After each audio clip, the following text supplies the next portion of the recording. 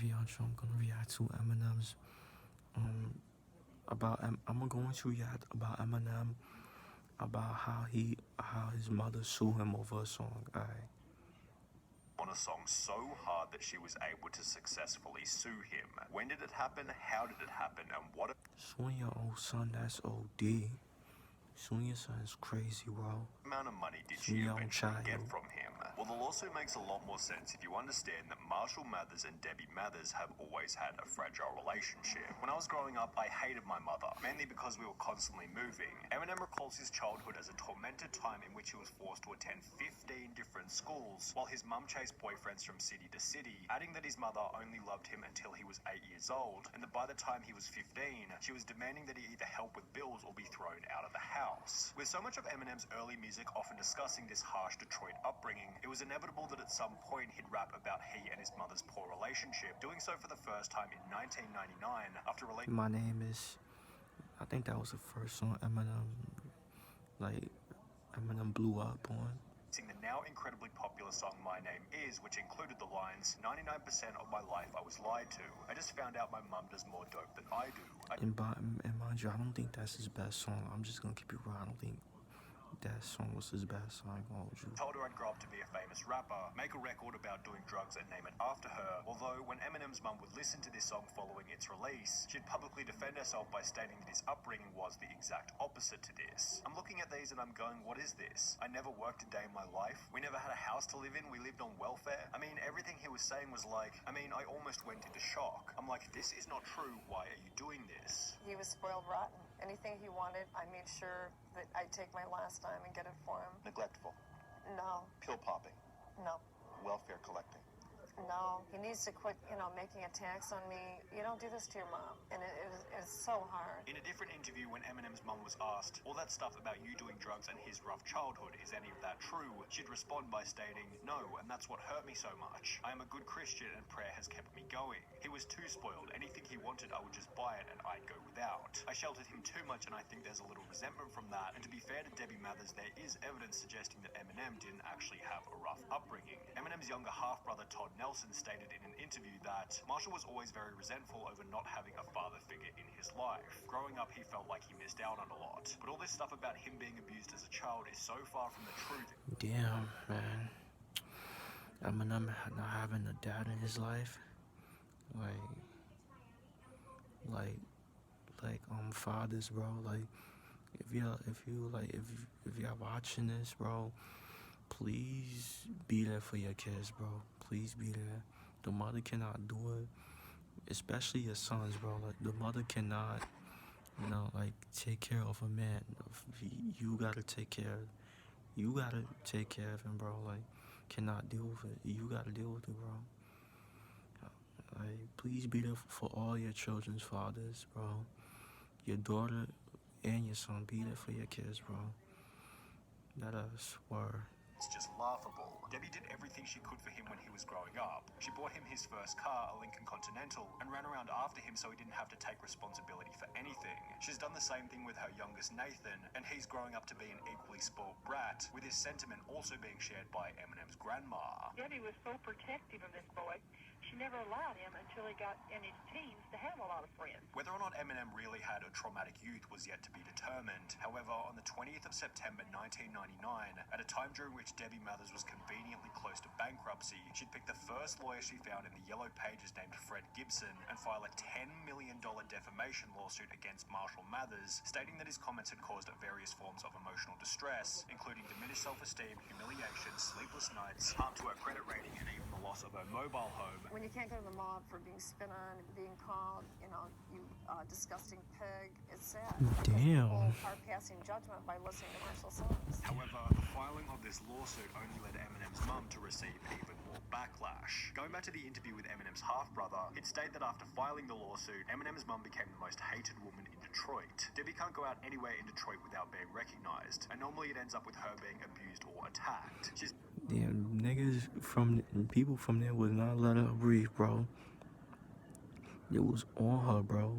And everything from eggs thrown at her to cigarette butts flicked at her. She got so fed up with people cursing or staring at her that she'll only do her shopping in the middle of the night. It's a terrible way to live and nobody deserves what she's been through. When When Marshall himself learned of the lawsuit, he unsurprisingly called his mother in a fit of rage. However, in the public eye, Eminem was able to remain cool, calm and collected, stating that he simply expected the lawsuit. My mum is a lawsuit queen. All her life she has sued people. That's how she makes money. When I was 5, she had a job on the cash register at a store that sold chips and soda. Other than that, I don't remember her working a day in her life. While Eminem's lawyer would come forward stating that the lawsuit will only be dealt with through legal channels, Eminem seemed to have a different idea as he began to use the situation as fuel for new lyrics. The lawsuit didn't stop him when he got hit with the lawsuit. It didn't stop him. He got worse. On the 23rd of May 2000, whilst Eminem was smack bang in the middle of the lawsuit, he'd released the Marshall Mathers LP on which he'd feature lines such as, "My mum's suing for $10 million. She must want $1 for every pill I've been stealing. Where you think I picked up the habit? All I had to do was go in her room and lift up her mattress," doubling down on the claims that had started the lawsuit. However, this is the point at which the story takes a bizarre, almost hilarious twist. As a result of Eminem continuing to rap about his mother in an unfavorable way, she'd respond by doing something that only a few have been dumb enough to attempt. Debbie Mathers dropped a diss track on Eminem. With the release of the CD, it was one of the ways for me to get my feelings out there to my son and the public. The song titled Dear Marshall was released on a 2-track EP called Setting the Record Straight. This is called Set the Record Straight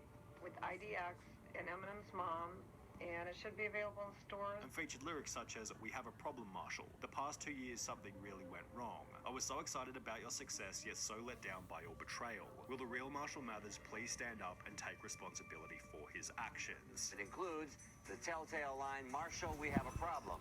And to set the record straight on that lawsuit, Debbie hasn't dropped the suit, but as we said, she is working on a settlement. With Eminem now having a fair bit of pressure on him from the media, Debbie Mathers reduced the lawsuit amount from $10 million to $2 million with the goal of reaching a settlement. However, perhaps as a partial result of his mother's diss track, Eminem rejected the $2 million settlement request, instead stating that he'd rather pay his attorneys $100,000 just to make sure that she doesn't get a dime. Although, while Eminem wasn't ready to give up $2 million that easily, Debbie seemed to have theorized another method to earn this money, as shortly after having her $2 million settlement rejected, she'd announced that she was writing a tell-all book about her and Marshall's upbringing titled My Son Marshall, My Son Eminem.